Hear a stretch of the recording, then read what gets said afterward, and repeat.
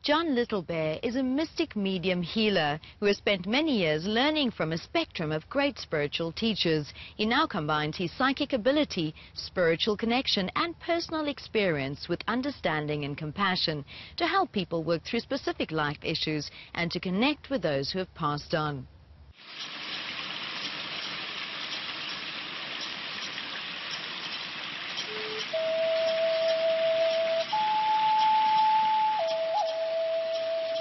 Every single person that walks on this planet has access to psychic information and intuition. Most choose not to use it because it's scary. But that doesn't mean to say they don't have it.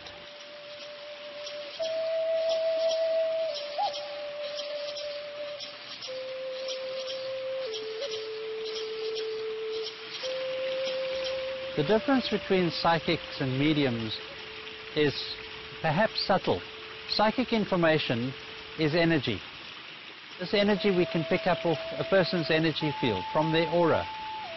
Mediumship, in contrast, is actually having a communication with someone in the spirit world.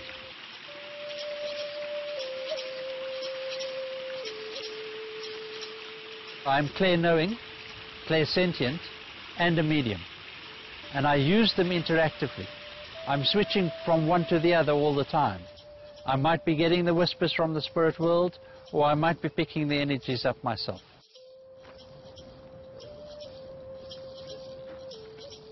When I started this journey about 11 years ago, it took a long time to understand that you were working with very powerful information.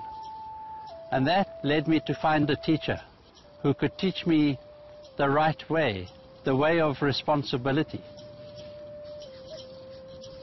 Our responsibility when working with psychic information is really quite huge. Imagine I give you a piece of information. Upon that information, you make choices and decisions. And those decisions lead to consequences. Who's responsible? In part, you are responsible for your own choices.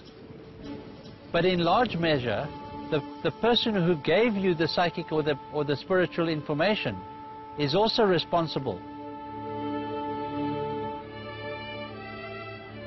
Every person who is walking on this planet is in the process of change and growth. But those who have taken a few steps more than others, part of their job is to help others to wake up.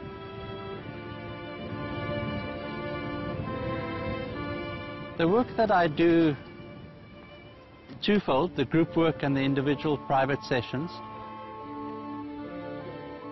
When you work in a group context, people bond with each other, and therefore they find courage to actually work with and process their issues. And so they give themselves permission to change, permission to feel the emotion, deal with it and release it. The individual work is pretty much the same thing, except that some people don't like to work in groups. The purpose is to work with their past, to work with that which holds them back, so that they can experience the now, because the future is dependent on what we do now.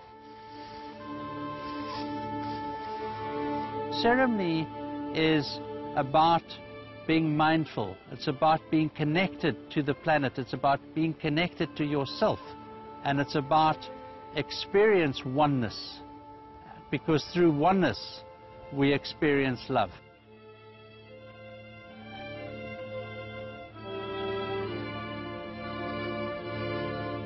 Using tobacco, we put a circle of protection around the circle as we energize this wheel. The outdoor ceremony that I use comes from the medicine wheel of the North American peoples.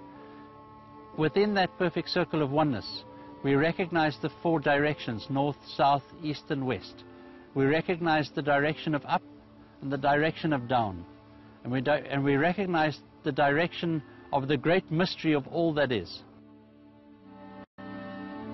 We use corn to signify the birth of all of life, the creation, new life that is to come, new energy. And so we put a ring of corn around the circle as well. Working with the energies of a wheel, we acknowledge all of life. So we walk around the wheel 7 times, and while we're walking around the wheel, acknowledging the 7 directions, we also acknowledge the 2-leggeds, the 4-leggeds, the feathered ones, all of life. And then we can go inside with one energy, with one mind, which is very, very powerful.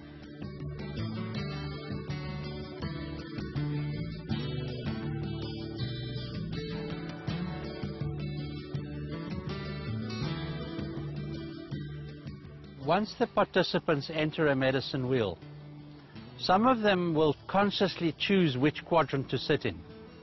Others will choose intuitively.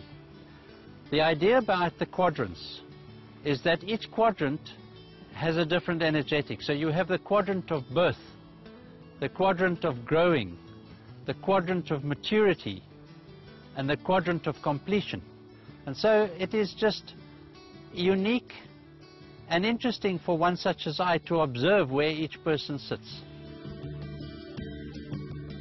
Depending on the energies of the group, depending on whether there's harmony or disharmony, we might start with meditation, or we might start with chanting or drumming. If there's disharmony, we would use chanting or drumming to create harmony in the energies of the group, and then we would proceed with the meditation.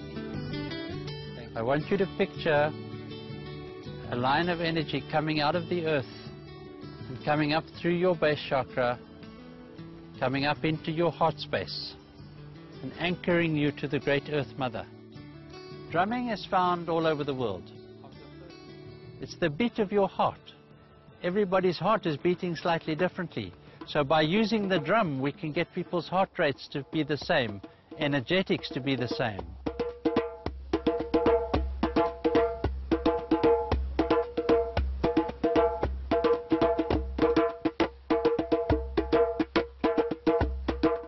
The overriding thing of the drumming is unity, encouraging people to be on the same page, to be ready for the same energy, for the same information.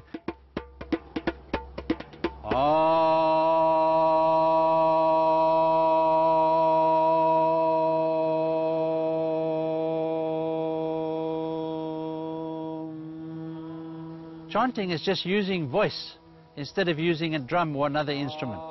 And this has a way of pronouncing commonality of purpose and of calling in the Great Spirit that we refer to as God. The peace pipe is a sacred object. A peace pipe is something that lives with you every day. The purpose of the peace pipe: in the smoke from the pipe, your prayers are carried up to Great Spirit.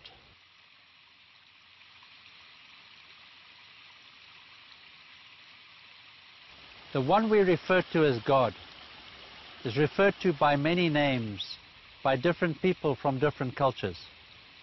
It matters not which name we use.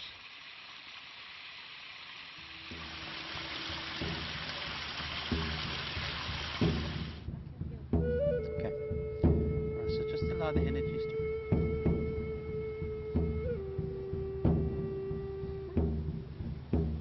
I communicate with the divine all the time. I say blessings and I say prayers. Blessings are easy. Blessings are like smiles.